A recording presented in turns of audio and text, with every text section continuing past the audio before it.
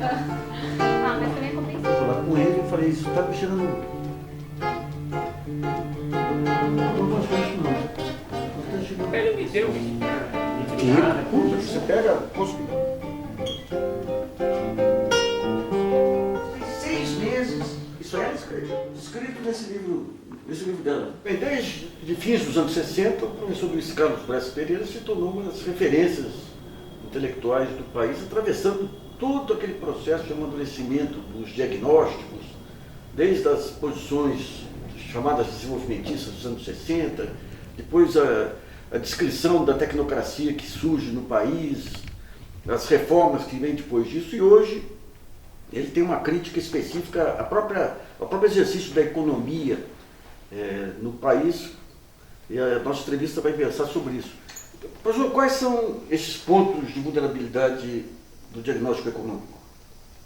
Então, a gente tem que, para entender o que acontece na economia brasileira, é preciso separar a grande recessão que nós estamos, que começou no ano passado, agora são 2 anos, começou em janeiro do ano passado, e de uma coisa mais longa, que é um baixo crescimento, uma quase estagnação, que vem desde 1980.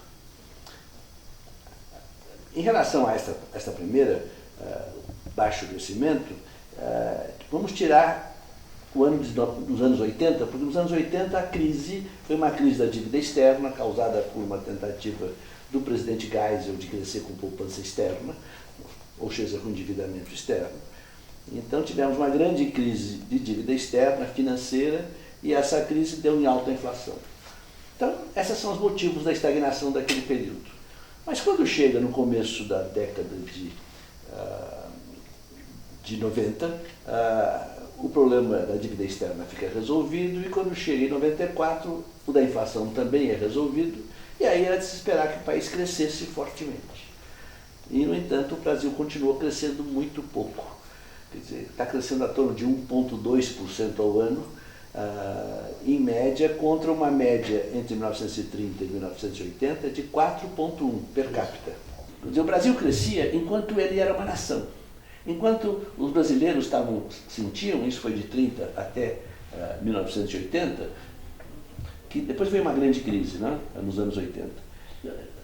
Quando eles percebiam que o Brasil tinha um objetivo, que era a industrialização, né, que esse objetivo era rejeitado lá no norte, mas que nós íamos fazer todas as políticas necessárias para isso. Pragmaticamente, muitas vezes não tinha uma boa teoria para isso, mas lá se ia, e com isso nós conseguimos esse enorme crescimento que nós tivemos nesse período. Agora, esse conceito de nação passa também por um papel muito relevante da arte, né? Que a arte tem um papel relevante para... Teve. Você para pega criar essa noção de nação. Você pega, por exemplo, o Semana de Niemeyer, 22, né? Semana de 22, né? Você pega o samba canção brasileiro, o choro, são coisas que foram coisas que deixavam o Brasil... Bossa Nova do Juscelino. A Bossa Nova do Juscelino. Né? Isso foram... O Brasil era nacionalista e era feliz por ser nacionalista, porque sentia que o nacionalismo era um nacionalismo econômico, não era um nacionalismo étnico, nada, uma coisa horrível, né?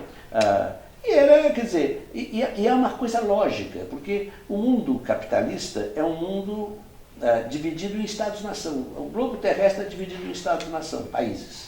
Quer dizer, e esses estados-nação, todos querem o desenvolvimento econômico e todos competem uns com os outros. O único problema, inclusive, é que tem alguns que são muito poderosos, especialmente os Estados Unidos e os outros países ricos. Quer dizer, e eles, então, não só competem conosco, mas vendem para nós ideias econômicas que interessam a eles. Além disso, eles convencem os Estados a mandarem seus filhos estudar lá. Então, formam-se economistas nos Estados Unidos que vêm aqui para o Brasil e que não têm nenhuma identidade com o Brasil. Que estão preocupados, inclusive, em publicar artigos em revistas estrangeiras lá, americanas, né? Coisas irrelevantes, se não diretamente contrárias aos interesses nacionais. Isso é uma loucura. Né? Então, agora, o próprio sistema de pontuação da CAPES, tudo acaba induzindo as mas é claro, faculdades, então a CAPES, que é o Ministério da Educação, o Estado brasileiro, permite, né, que as revistas, que quando você publica um artigo numa revista estrangeira, né, você consegue pontos, muito mais pontos do que você consegue numa revista brasileira.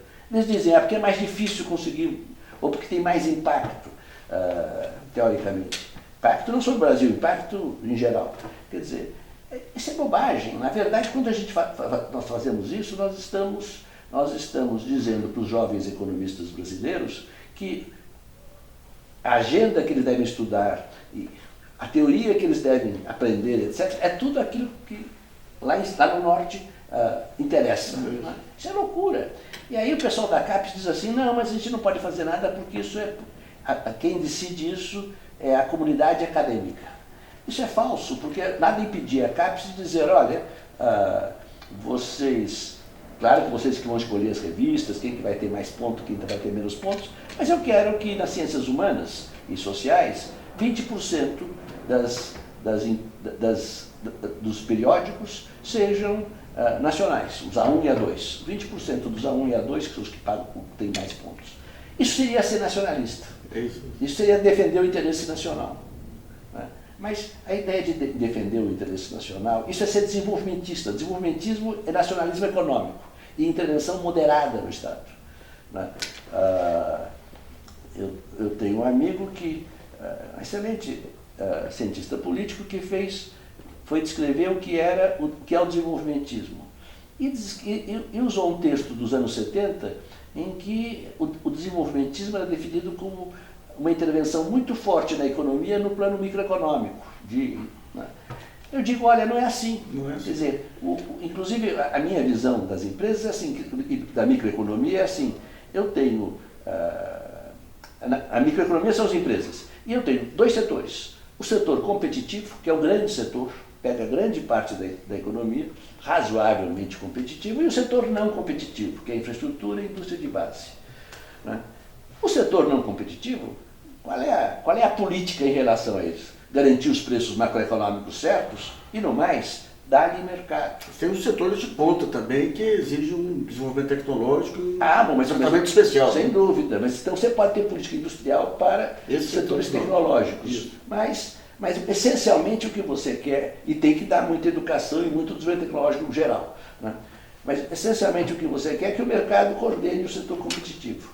Agora, o setor competitivo você realmente tem que ter planejamento. Né, não tinha naquela época, você tem que ter uma administração dos 5 preços macroeconômicos. Né? Isso é desenvolvimentismo hoje. Então, é muito diferente do desenvolvimentismo daquela época. O próprio país, na época, ele não tinha mais uma sofisticação tão grande assim para... Não tinha, quer dizer... A própria macroeconomia, né? Então, muito... A macroeconomia... Os instrumentos de política monetária muito restritos, né? Era isso, mas de qualquer forma, isso aqui é curioso, né? Quer dizer, no fundo, muitas vezes eu olho para essas teorias que eu consegui agora... Publiquei 3 livros, uma quantidade enorme de papers, isso, aquilo. Tem vários economistas trabalhando comigo, direto ou indiretamente já. A coisa vai indo bem desse lado. Mas uma coisa que muitas vezes eu penso é o seguinte, olha, aquelas coisas que eram feitas nos anos 50 ou nos anos 70 no Brasil, aquilo que os países do leste asiático sempre fazem, é aquilo que eu estou arranjando uma teoria para explicar. É interessante, né? Porque não tinha teoria. Agora, quando você pega os ortodoxos, eles já foram mais pragmáticos. Eu lembro de 54, na transição do Café Filho, e no começo do governo Juscelino, o próprio Eugênio Goudin e o Roberto Campos, eles propuseram uma Marx desvalorização, tendo como parâmetro a Coreia. Né? Mas sem dúvida, quer dizer, em 1950, mais ou menos, teve a missão mista Brasil e Estados Unidos. Isso. E os economistas americanos vieram aqui para ensinar o Brasil a fazer planejamento econômico. Quer dizer, ou seja... O plano de reaparelhamento econômico, tudo aí. Entre 1950, a partir da grande crise de 1929, quer dizer, você vai ter o New Deal, que é uma revolução é o grande estadista, para mim, do século XX, que vai comandar essa revolução, que é o Roosevelt, o Franklin Delano Roosevelt.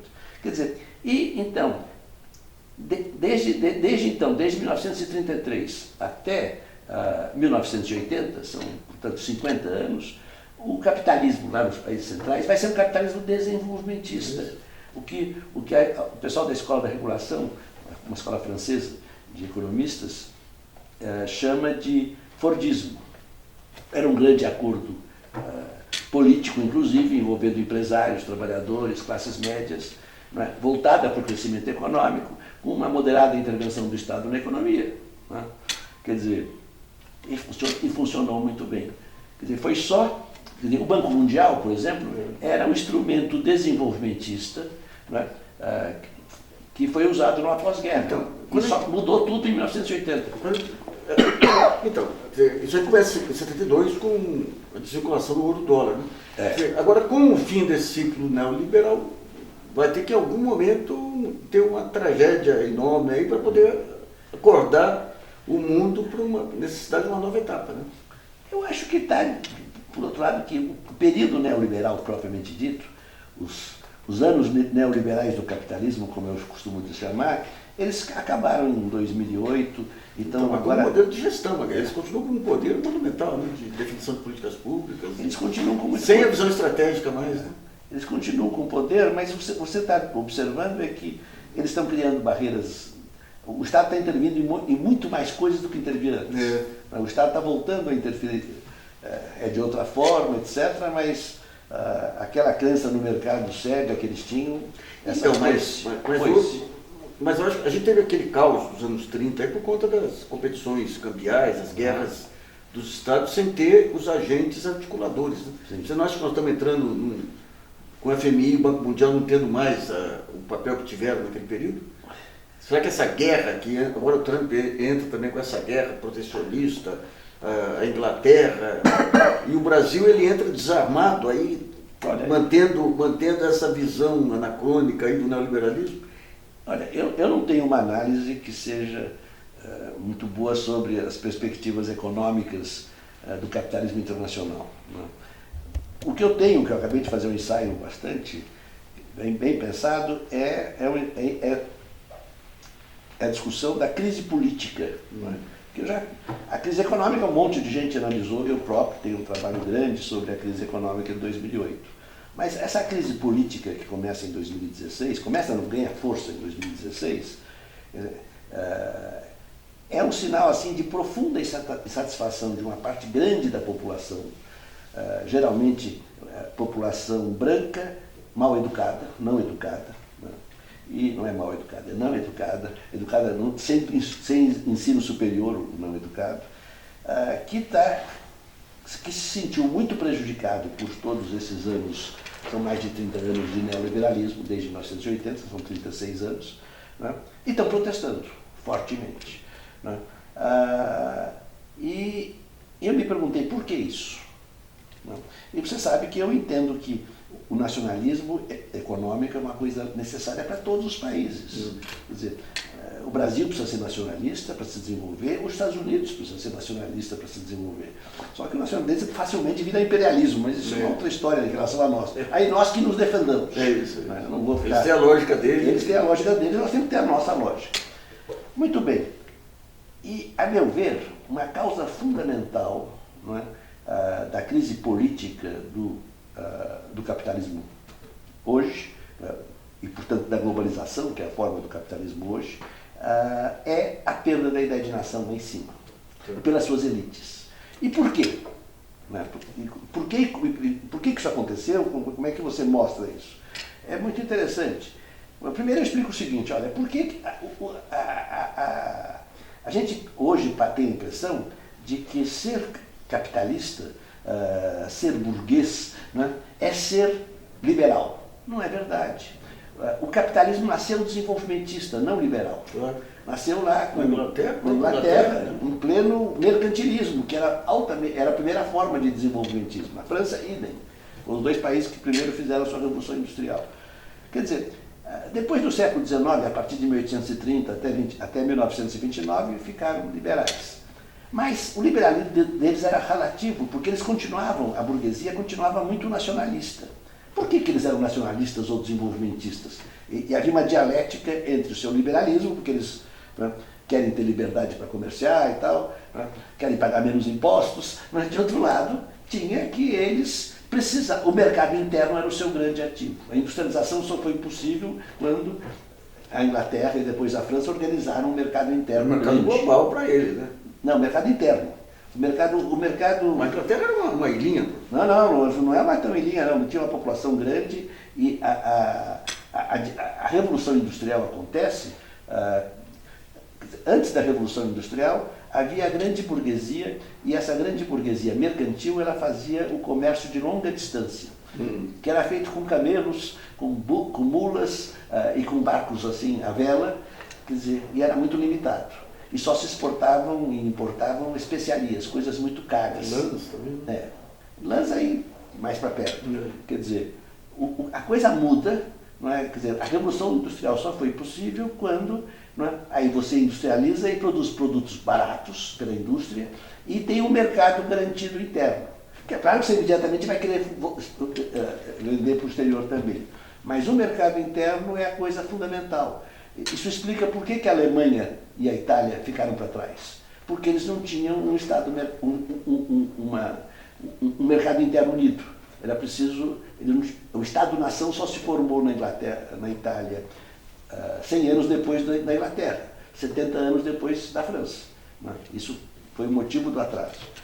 Quer dizer, então, eu precisava do mercado. O mercado interno é o grande ativo que cada país tem, e, portanto, é também o grande ativo que cada burguesia tem. Eu comercio... A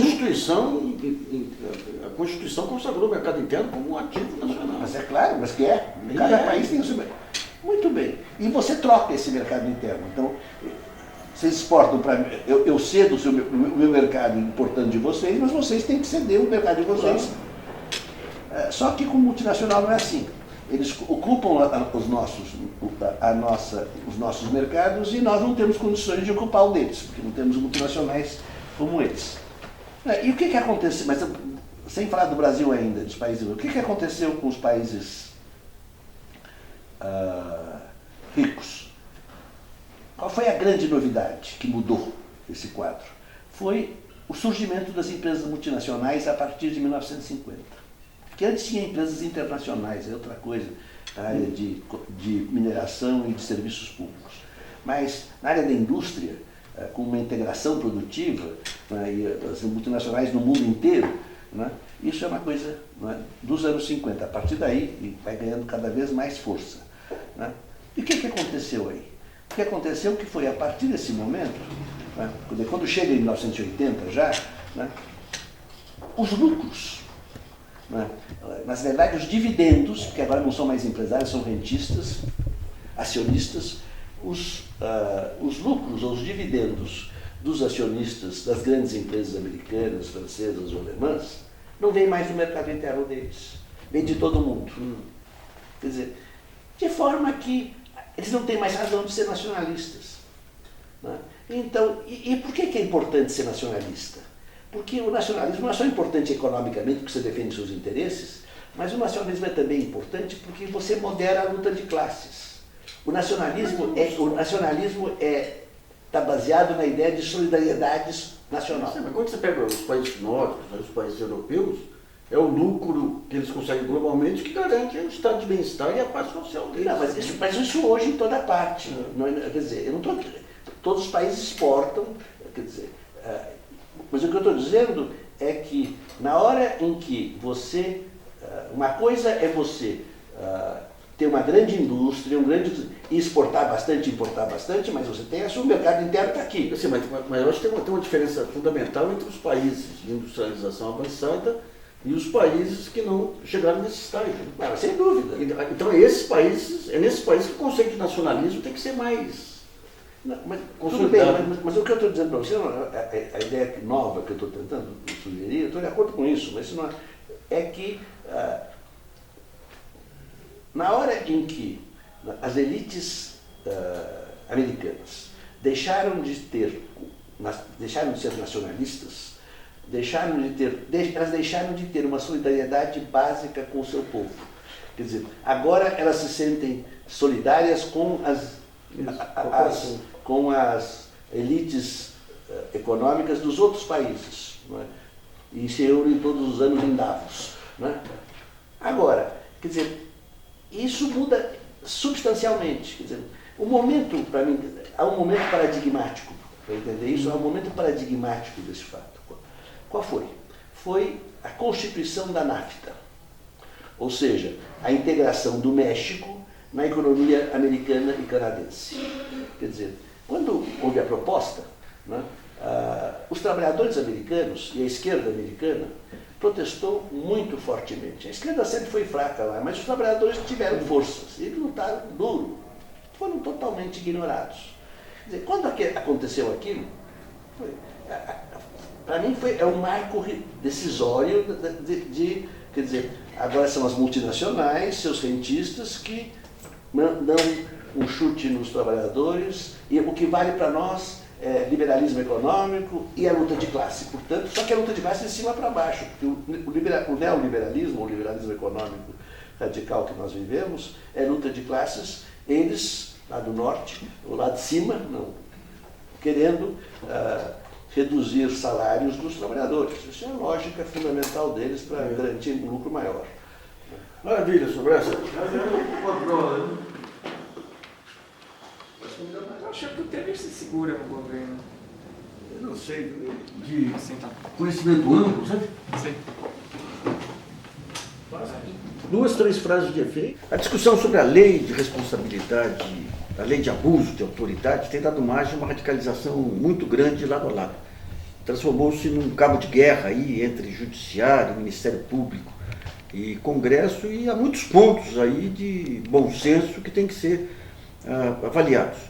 Uma das visões moderadas aí de bom senso é do juiz federal Silvio Rocha, que esteve lá em Brasília na discussão no Senado. Ô Silvio, quais os pontos positivos da lei e os negativos? Bom, em primeiro lugar, Nassif, eu queria dizer o seguinte, a garantia contra o abuso de autoridade é uma garantia constitucional. Se a gente pensar que numa república não há quem exerça o poder que está imune a qualquer tipo de controle, a lei de abuso de autoridade é mais uma garantia que o cidadão, o pobre e o rico, tem contra esse exercício abusivo. Por isso que a Constituição, ela assegura a qualquer pessoa que represente ao poder público, tanto para a defesa de direitos, e está lá, contra o abuso de autoridade. Então nós temos que desmistificar esse debate sobre pró e contra e entender a partir daí. É um desejo da Constituição.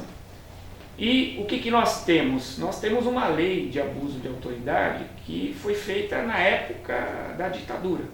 É uma lei de 65. Mas vejam, mesmo numa ditadura, os militares tiveram a preocupação de ter uma lei contra o abuso de autoridade. Então essa lei é de 65. É uma lei que precisa ser atualizada. Por quê? Porque ela contém o que a gente chama de descrições de condutas muito abertas, não é? E isso pode dar margem a alguma dúvida se a autoridade, ao praticar determinado, cometeu abuso de autoridade ou não. Então esse projeto que está sendo discutido no Senado é um projeto que vem lá de 2009, a partir do chamado Pacto Republicano, você deve lembrar disso, em que foram chamados os presidentes dos três poderes. E uma das propostas que saiu desse pacto republicano era exatamente a atualização dessa lei de abuso de autoridade. E foi montada uma comissão de juristas, né? Participou dessa comissão, inclusive hoje o ministro Teori Zavascki. De modo que o debate foi contaminado por essa questão aí da Operação Lava Jato, mas esse projeto não tem nada a ver com a Operação Lava Jato. E é um projeto, vamos dizer assim, que aperfeiçoou a lei e que eu até sustento para a autoridade é melhor. Quer dizer, eu, enquanto autoridade, eu prefiro o projeto aprovado do que a lei atual. Você falou que a lei atual é aberta, pode dar margem... A lei atual, ela, na verdade, num dos dispositivos, ela reproduz os direitos e as garantias fundamentais e considera crime de abuso de autoridade qualquer atentado. Então aí você, atentar contra a liberdade da pessoa. Bom, aí você fica numa dúvida se tal medida é caracterizada como atentado ou como não. E o projeto não, o projeto ele já é mais detalhista, ele já vai dar quais comportamentos, quais condutas que, se praticados, possam caracterizar o chamado abuso de autoridade. E me parece que um dado importante também, que já estava na outra lei, mas que o projeto, vamos dizer assim, discrimina, especifica, é a questão das prerrogativas de quem atua junto aos órgãos do Poder Judiciário. Então, por exemplo, os advogados, as prerrogativas dos advogados estão contempladas de forma mais clara nesse atual projeto, né? Agora é o seguinte, você tem o receio por exemplo, do Ministério Público e do Judiciário, qual é? Veja, eu acho que o contexto, levaram a votação desse projeto como se fosse uma medida contra as operações que foram deflagradas no Brasil de enfrentamento ou apuração de corrupção. Então, sob essa justificativa de que isto seria uma medida contra essas operações, se mobilizou a grande mídia nacional. E exatamente o que eu percebi lá no Senado foi isso. Os que eram contra o projeto questionavam o momento, por que agora? Não é? Por que só agora? Quer dizer, do ponto de vista legal, aí hoje tem, digamos, instrumentos legais para coibir abusos, só que não são utilizados. Tem, exatamente. Achar que você não pode processar uma autoridade por abuso de autoridade é um equívoco. Você pode processar. Só que eu acho que a autoridade, inclusive, ela fica mais sujeita a certas acusações infundadas exatamente pela forma como a lei atual está redigida. Não é? Até eu sustentei isso. Do ponto de vista da autoridade, eu me sentiria muito mais confortável com o atual projeto. Então, até em causa própria, vamos dizer assim, ou em causa da instituição, eu gostaria que o projeto fosse aprovado. Muito bem, o público leigo, os senadores aí embarcarem nessa visão conspiratória. Por que associações de juízes também tomaram posição contrária? Eu acho que, veja, nos últimos anos, eu sempre falo isso, falta racionalidade no debate político nos últimos anos. Acho que as pessoas não têm mais argumentos racionais, elas se deixam levar pela emoção. Então você ou é a favor ou você é contra, não é? E me parece que as entidades de classe, elas tomaram esse ponto de vista, enxergaram, vamos dizer assim, naquele movimento do Senado de aprovar ou tentar aprovar esse projeto, como um movimento que politicamente a leitura é que seria contra essas operações. O que é um equívoco, porque o senador Roberto Requião, e aqui eu vou fazer justiça ao senador Roberto Requião, é uma pessoa extremamente preparada. Então ele, no próprio projeto, no substitutivo, ele foi agregando as sugestões que foram dadas, que ele achava pertinente, e ele é um homem extremamente ponderado. Então eu diria que o projeto já era um projeto bom, mas que com o substitutivo do senador Roberto Requião ficou melhor ainda. E isso foi dito para as entidades, né? Se tentou esclarecer isso, mas as entidades, elas compraram esse discurso de que seria uma atuação contrária, vamos dizer assim, à atuação de membros da magistratura e do Ministério. Você participou lá de uma sessão, de uma audiência lá, que estava o Sérgio Moro, estava o Gilmar Mendes e estava o Requião. O que deu dos esclarecimentos do Requião, a posição do Moro, por exemplo, que virou o ariete aí contra o Congresso? Veja, o juiz Sérgio Moro, ele chegou para esse debate, na verdade, ele não quis debater. Ele chegou com uma proposta de inclusão na lei e disse que se aquela proposta fosse aceita, ele estava de acordo com a aprovação do projeto. O que já mostra, o que confirma o meu argumento. Quer dizer, o projeto não é ruim, porque se você, com a inclusão de um determinado dispositivo, uma redação, você concorda com o resto do projeto, é que o projeto não é ruim.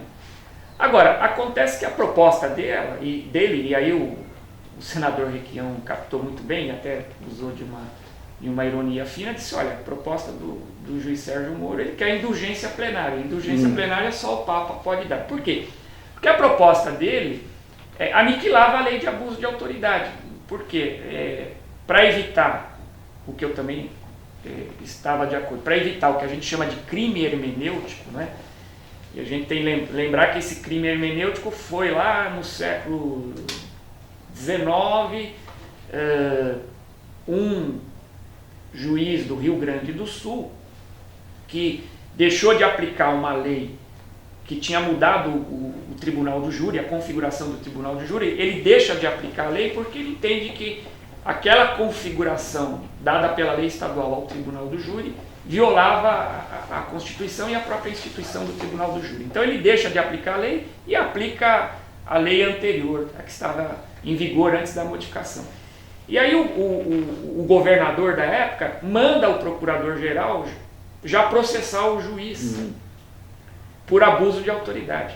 E aí ele é condenado e o Rui Barbosa assume a defesa dele no Supremo e diz, olha, o que se está fazendo aqui é um crime hermenêutico. Então nós tínhamos também essa preocupação de evitar o chamado crime hermenêutico, isto é, só porque o juiz interpreta uma determinada lei no sentido B e não no sentido A, de ele ser processado.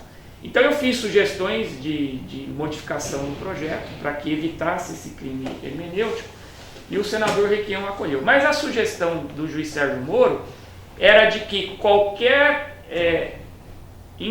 divergência na interpretação da lei ou dos fatos não caracterizaria crime de abuso de autoridade. Dos fatos também? Mas aí eu disse, aquilo que o senador Requião captou mas quem é o sujeito que tem a interpretação divergente? Porque se é a própria autoridade, então nunca terá abuso de autoridade. Então vejam, só para dar um exemplo, o Supremo já editou uma súmula que é proibido o uso de algemas, salvo em determinadas situações. Quais são as situações? O sujeito é violento, há perigo de fuga, né? Há perigo para a integridade física de outros. Então você tem lá determinadas situações que podem autorizar o uso da algema. Mas existem outras situações que fica claro que você não pode usar a algema. Mas pela proposta do juiz Sérgio Moro, se o agente público executando uma ordem, se ele achasse que ali havia uma situação de uso do algema, quando manifestamente não estaria presente, bastaria ele dizer, não, eu achei que seria possível por isso, por aquilo, então isso já seria uma interpretação divergente que não justificaria o abuso de autoridade. Então veja, qual foi a minha proposta?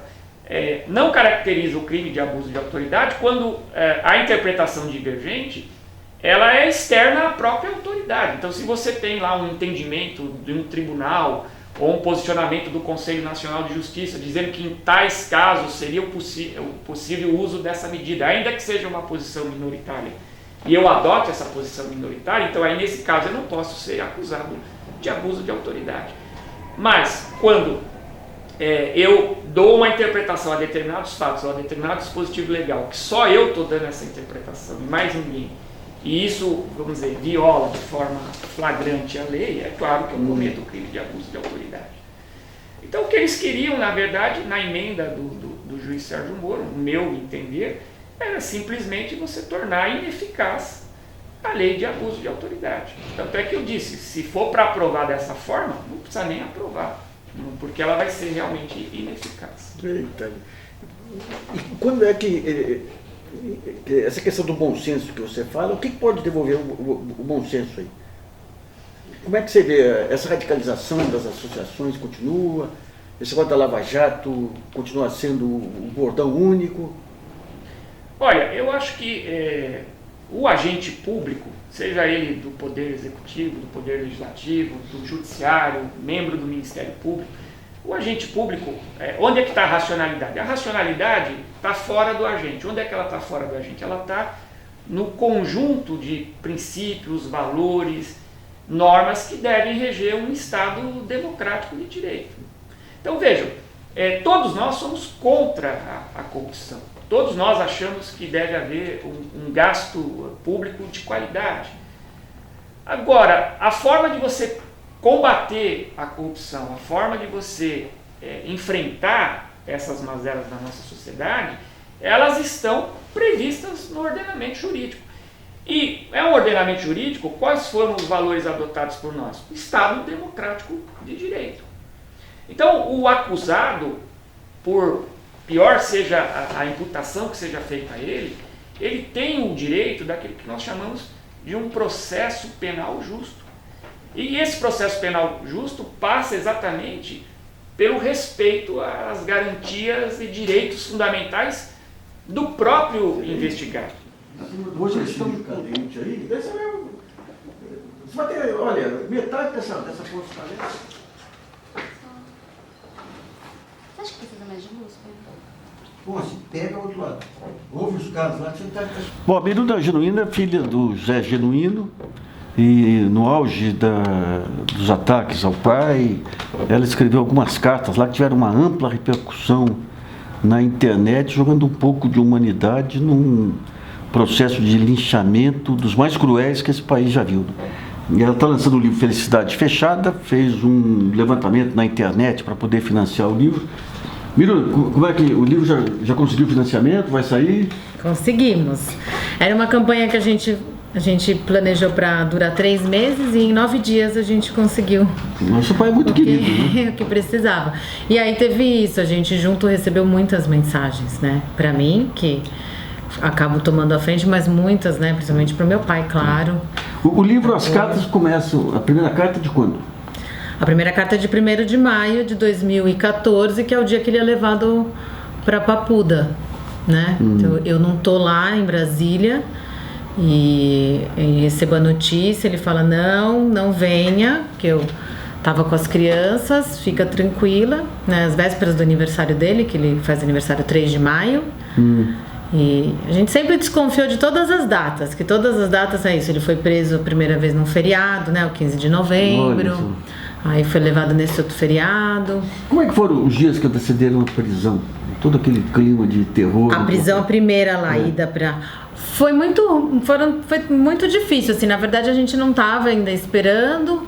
E aí, em 13 de novembro, foi que ele recebeu a notícia de que ali o Supremo, né, na figura do Joaquim Barbosa, tinha iniciado os trâmites para que ele fosse levado. Aí foi muito difícil, mas não só pela angústia, mas principalmente por conta da mídia, né?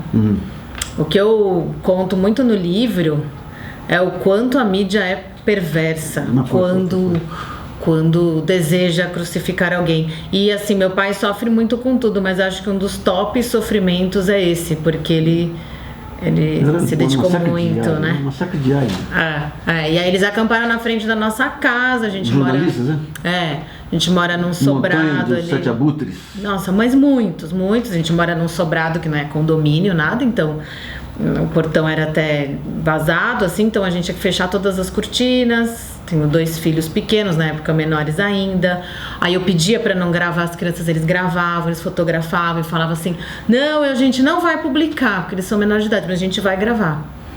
Então, assim, foi muita crueldade. Então, esses dias anteriores a gente tava já preso, que ele ficou preso dentro de casa, não dava para sair, nada. Até que no dia 15 veio a notícia que chegou antes para grande imprensa do que para o advogado dele, como quase tudo no processo dele. E aí foi aquela situação, né, dele saindo e tudo mais. Todo mundo que era bem informado sobre o caso sabia da inocência do seu pai, tanto que acabou sendo... Tinha jornalistas lá que tinham uma relação um pouco mais... digo, da cobertura diária, que tinham alguma relação um pouco mais digna com o seu pai, ou foi uma ordem unida aí contra... Eu sei que eles estavam lá cumprindo ordens, né? Cumprindo ordens. Com certeza, então...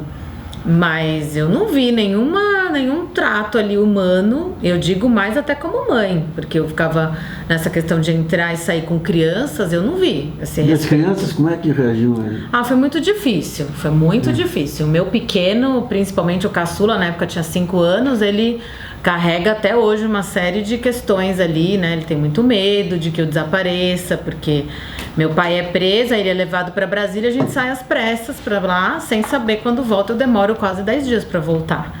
E ele fica aqui, então... E eles não tiveram nenhuma sensibilidade, nem comigo, que, né, eu sou a filha, eles vinham pra cima mesmo, tiravam foto de tudo, abordavam todo mundo. Então eu não percebi nenhum cuidado. Não. Tanto é que quando eles chegam, quando chega o carro do advogado para levar meu pai para a Polícia Federal, é um portão automático, o portão abre e eles entram dentro do quintal. Aí a minha irmã começa a gritar: vocês estão entrando na nossa casa, vocês estão entrando. Aí eles meio que ficam assustados, porque, né, não poderiam, aí eles saem um pouco, mas vieram totalmente pra cima. Que abutres. Essa foi a parte mais difícil toda, assim, a parte de, né, aí quando foi pra ser levado pro hospital, a gente também ficava tentando fugir, eles vinham pra cima. É muito difícil. O que perguntavam? O que queriam? Era só expor a dor? Engraçado, porque não tinha uma coisa assim, aquela coisa do microfone. Não tinha. Eu também, nesse momento, não era ainda vista como uma pessoa que estava para falar, né? Foi após esse processo que eu acabei me pronunciando e tal. E mais na época da arrecadação da multa, que aí que eles vieram diretamente querer me entrevistar. E aí eu vetei, obviamente. A história de lavagem de dinheiro para multa. Nossa. Mas eu tenho tudo isso. A gente tem muita tranquilidade, sabe? Quem participou do processo todo foram os amigos, né? Não tem, mas claro, era óbvio, mas não tinha dúvida aí. Mas foi a única vez que a Globo veio atrás da gente. Porque eu posso dizer de todos os outros veículos, eles tentaram vir e entrevistar, a gente sempre negou. A Rede Globo nunca. A única vez que eles oficialmente, deixa eu tentar, foi essa da multa, mas eu também não, porque a gente não confia, né? Quando seu pai começa a enfrentar problemas de saúde, aquela cirurgia dele foi antes da... Foi antes. Quer dizer, quando ele foi para lá, já tinha noção do estado de saúde delicado. Porque foi nesse mesmo ano, foi 2013, né? Isso acontece em julho. E que ele tem a dissecção da aorta, tanto é que o que eu conto ali, que eu vou contar no livro, é que eu tenho uma situação de muito desespero na hora que eles vão levar, e o meu irmão, que ele tem uma cabeça muito mais racional, ele que consegue parar e pegar os remédios do meu pai, que eram muitos, e anotar num papel, porque meu pai tinha se confundido, ele tinha que tomar lá uns remédios para coagulação, e quem já tomou sabe que esses remédios são muito complicados, qualquer coisa altera a coagulação sanguínea, que foi o grande problema que deu quando ele foi levado para Papuda, porque eles não davam uma alimentação correta e o índice dele ele chegou em níveis alarmantes lá no hospital de Brasília. Então foi meu irmão anotando ali os remédios, então ele ainda estava em recuperação. Agora, 2016, ele tá bem, mas naquela época ele não estava bem. E aí também isso foi muito duro, porque a mídia ficava atacando e questionando, sendo que ele quase morreu, né? Querendo apresentar como jogo de cena. Mesmo com todos os laudos aqui do sírio-libanês, né? Que foi... e que a cirurgia foi uma cirurgia muito séria. É a cirurgia mais séria dentro da cardiologia. Qualquer médico pode dizer, ele tinha 10% de chance de sobreviver. 10%? 10%. Que coisa. Porque é uma situação que quando acontece, a cada hora que passa, vai aumentando o seu risco. Ele estava em Ubatuba. No mesmo dia que estava o Papa Francisco aqui, vindo ao Brasil. Então, toda aquela parte lá Aparecida, a estrada estava toda interrompida. Então, ele teve que vir por Taubaté. Ou seja, ele passou 15 horas desde que ele começa a ter. E daí vocês tentam convencer o juiz lá do risco que era manter Papuda, os advogados... Desde o primeiro momento a gente tentou, né? Tanto é que a gente sabe que eles vão ser transferidos para Brasília. Quase a mesma hora que o avião deles está saindo, a gente sai correndo, que a gente consegue um voo em Campinas e vamos todos atrás.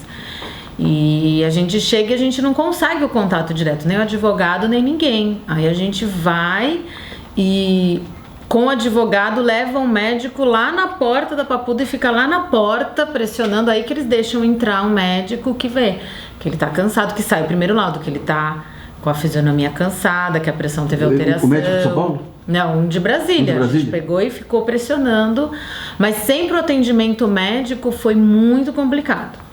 A gente, depois que ele ficou mesmo na Papuda, aí o médico dele, naqueles meses, ele tinha lá o acesso, mas na Papuda mesmo não tinha.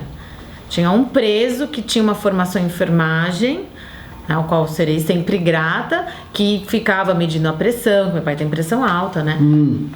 E dava, assim, esse suporte, mas ele correu muito risco.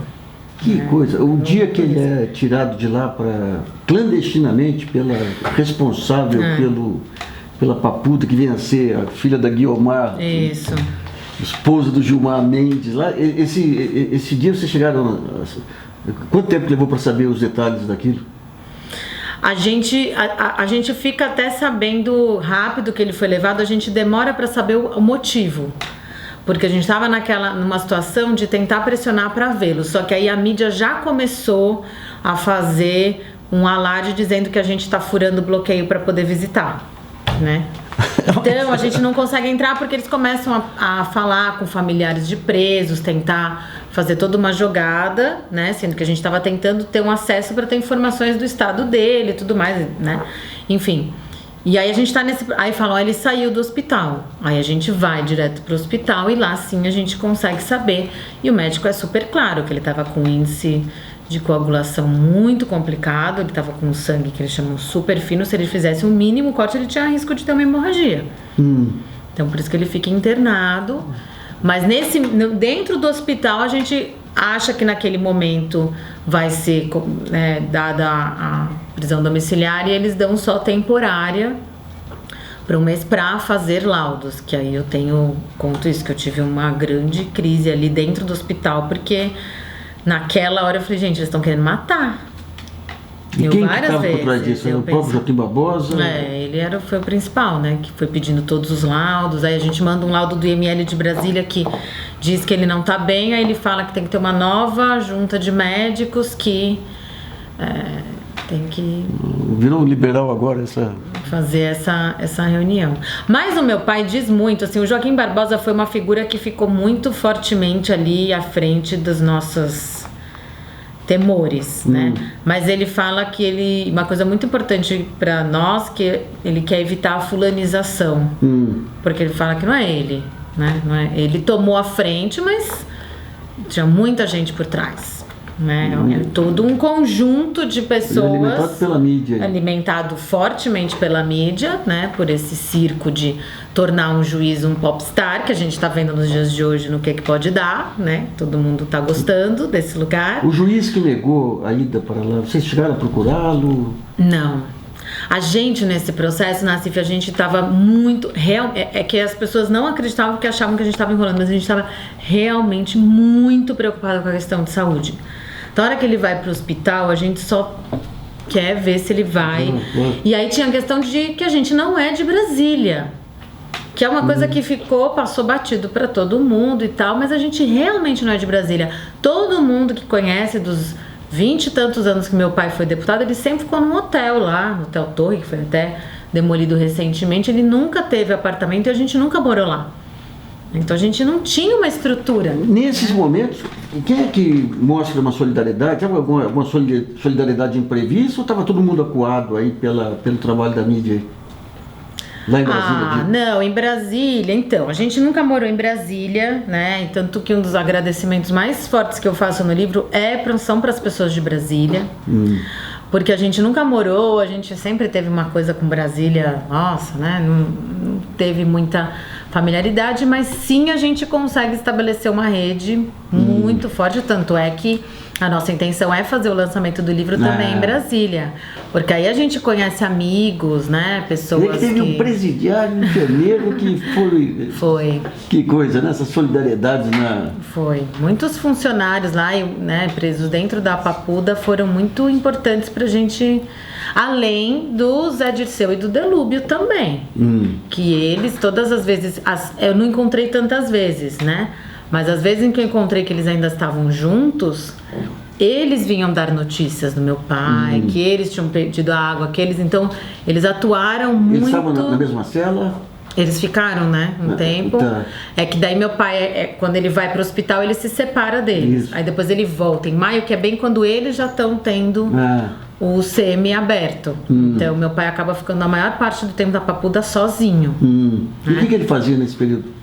Ele ficou trabalhando na biblioteca, né, ajudando nesse trabalho da biblioteca, e ficou fazendo vários cursos que são cursos que são oferecidos para todos os preços, isso é bom dizer, porque tudo, né, até o indulto... A Mara Cabrini, apesar de não querer individualizar, um dos episódios mais tristes foi a mentira dela. Foi desmentida pela própria coordenadora lá do presídio. Muito triste.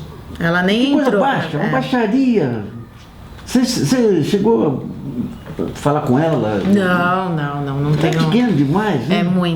É muito porque, assim, né, são situações de condição humana mesmo. Claro. Ela foi dizer que era de um jeito e não era.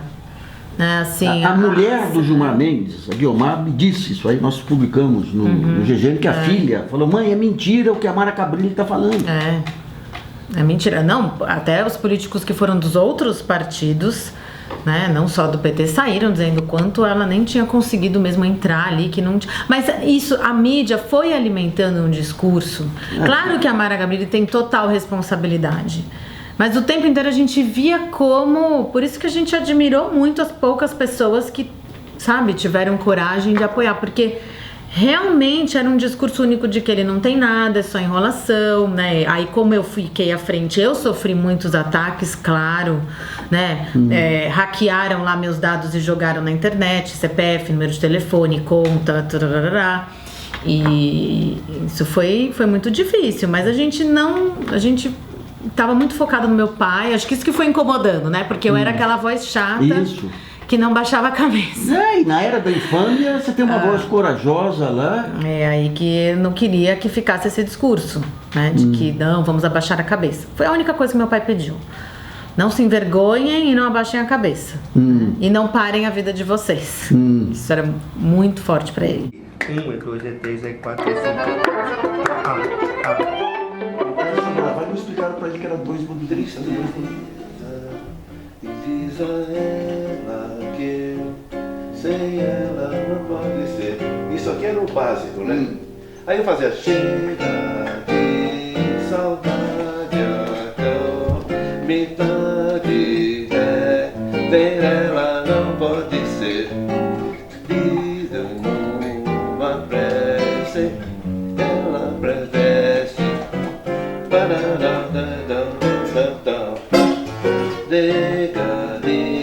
Saudade da vida. Eu não sei a letra.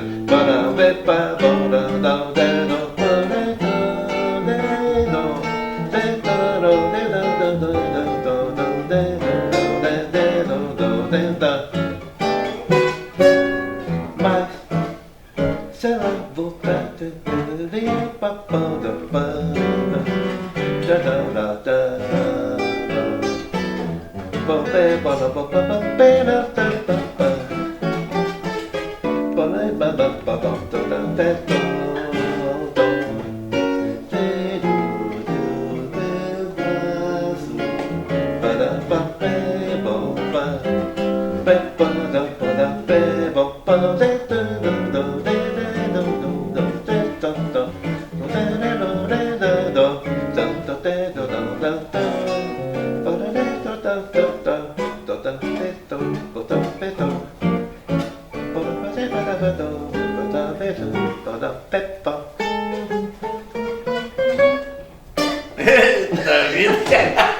essas brincadeiras aqui eram motivo de dar risada, né? Falando assim, cara bêbado, tá bêbado pra fazer. Alguns anos atrás, um amigo do João Gilberto saiu uma reportagem na Folha dizendo que ele tinha um conjunto de gravações caseiras do João Gilberto que ele queria transformar em CD e o João Gilberto proibiu.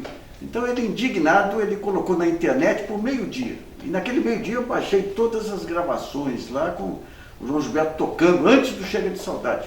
Inclusive até Chão de Estrelas aí ele toca.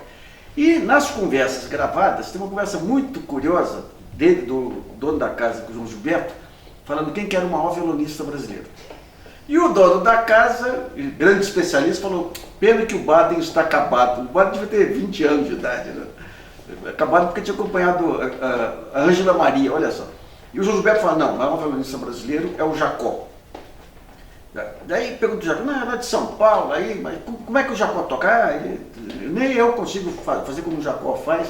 E durante algum tempo no blog aqui, nós ficamos querendo saber quem era o Jacó. Eu coloquei lá, desafiando os leitores a dizer que era o Jacó, um mineirinho, contador de causos lá de Diamantino, disse que o Jacó era um violonista lá, que conheceu o João Gilberto aqui, mas foi um dia, na casa do Walter Apel, da Boemia também, um banqueiro boêmio aí, que estava o Carlos Lira e o pessoal da Bossa Nova aqui de São Paulo.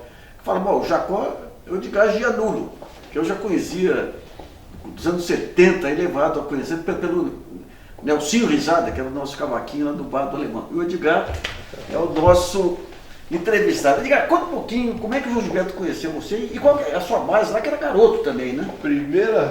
Primeiramente, deixa eu tomar fôlego, né? Porque, nossa senhora, quanta mentira que você falou, meu Pois Deus, mas pelo amor de Deus. Quanto caos, é caos. Bom, primeiro é um super prazer falar com você, né? Pô, você que é um cara que abre espaço para música há muitos anos, né?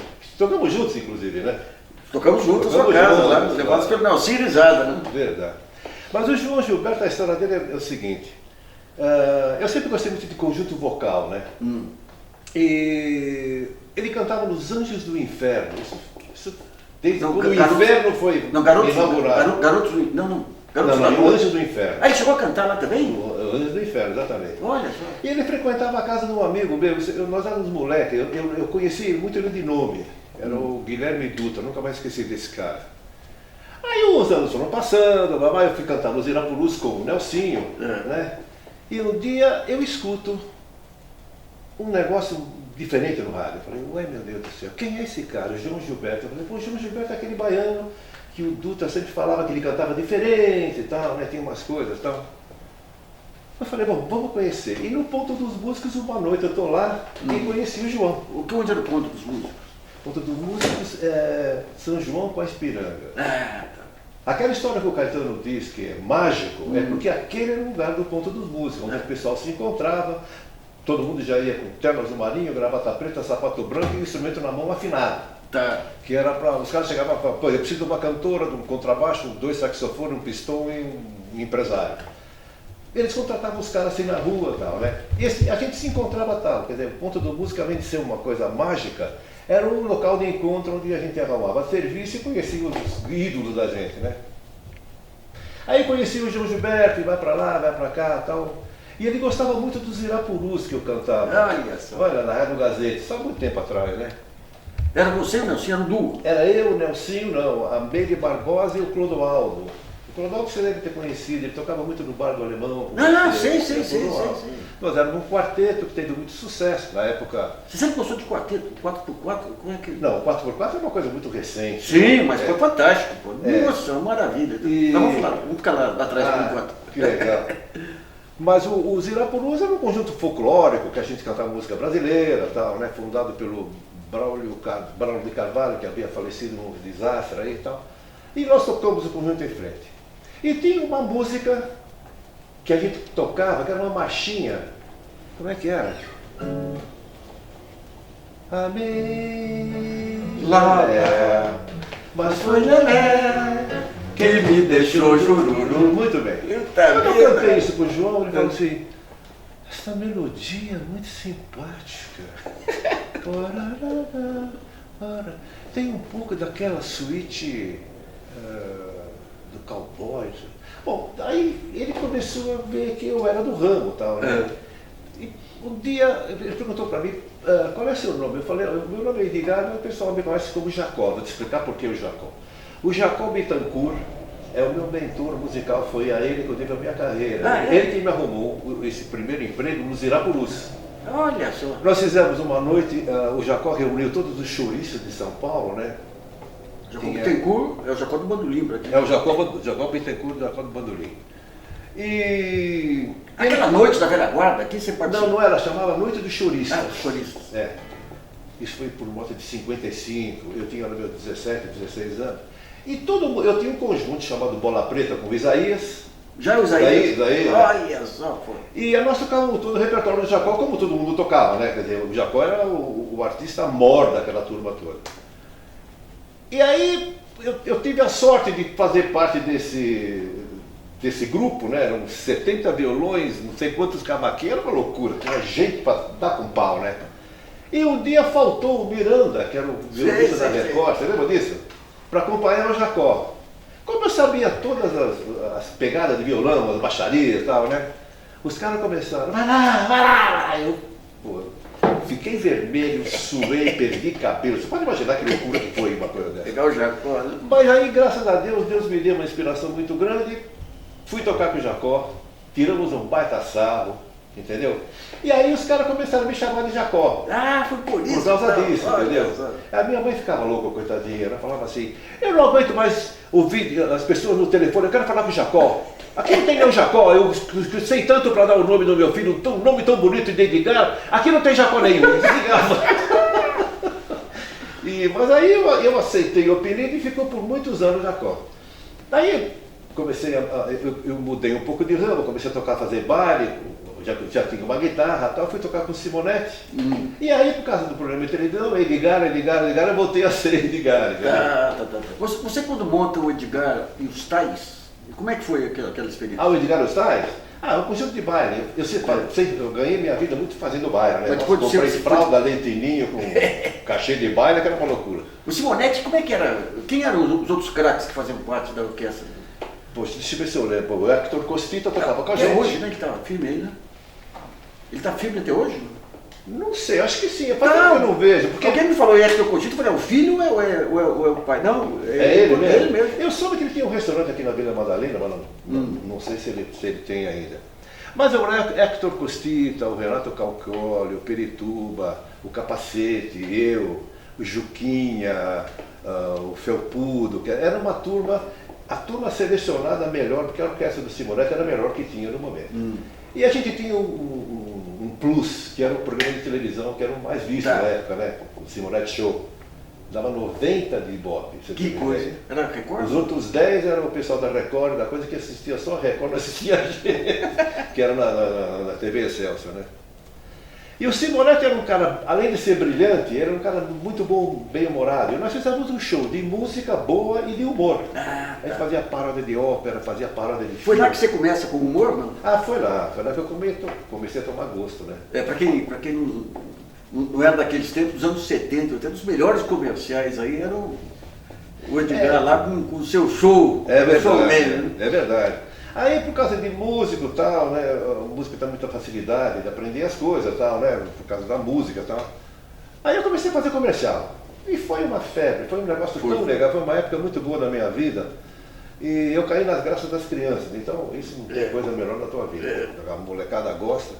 Mas eu cheguei a ter recorde mundial disso aí naquela época, veja você. Recorde mundial de comerciais? De fazer comerciais. Eu fazia meia dúzia por mês, 8 comerciais. Que coisa. De vez em quando eu estava na televisão assistindo alguma coisa, tinha um break comercial, só eu. Eu falei, vamos desligar isso aí, porque daqui a pouco eu vou preso, né? Não é possível. Mas foi um negócio que, sabe, a arte está toda religada, né? Sabe, pintura, televisão, show e tudo, está tudo muito ligado, né? E aí tem uma música que o garoto gravou, chamado Lamentos do Moro, que eu tive o privilégio de ser o primeiro cara a tocar depois que ele...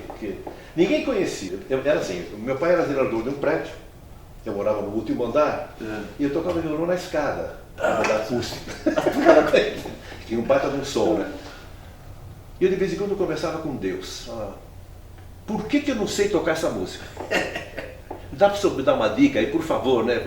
Qual é o tom que ele toca isso? Aí um dia, sem querer, eu peguei e parece que ele me inspirou, né? Para poder... Tanto é que essa música foi o hino nacional da minha vida. Eu tocava para todo mundo e tal. E tive o privilégio de gravar. Eu gravei um disco há muito tempo atrás, chamado O Assunto aí de Gás. Eu lembro até hoje o dia que o Nelsinho falou, vou te levar para conhecer o baita violonista. Eu fui na sua casa, você tocou lá. Você foi em casa, é tocou lá verdade. dentro. É verdade. Eu tinha cabelo naquela época, eu vejo como é velho, hein? Que loucura. Eu também. Você também? Não, mas se eu tivesse teu cabelo assim, tinha ritual na minha casa todo dia, eu tava brincando. Mas aí, o Lamento do Moro foi uma coisa que me pegou muito, tão jeito que, olha, era o meu grande hit, que eu tocava para todo mundo, entendeu? Então vou tentar, faz muito tempo que eu não toco, se eu tirar uns astros aqui, desculpa até.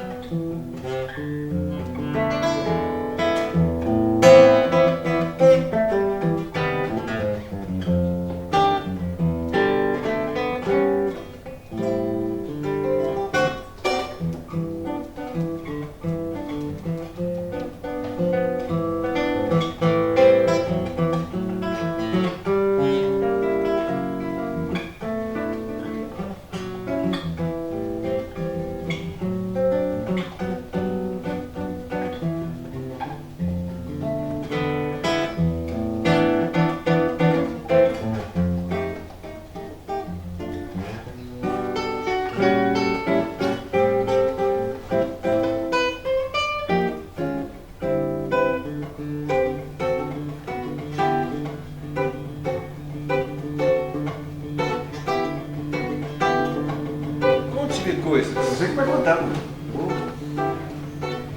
É o transtorno geral. O telefone. Pedro, e o coisa de jogar As crianças, é muito. Tem um poder de pensar. É muito lindo, né?